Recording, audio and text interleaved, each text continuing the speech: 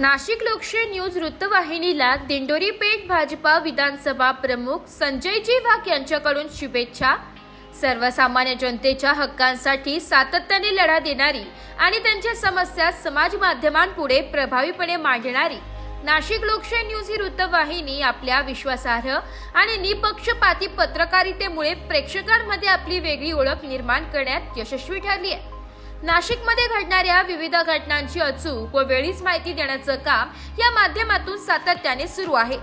या उल्लेखनीय वाटचालीच्या निमित्ताने दिंडोरी पेठ भाजपा विधानसभा प्रमुख संजयजी वाघ यांनी नाशिक लोकशाही न्यूज वृत्तवाहिनीला शुभेच्छा दिल्या।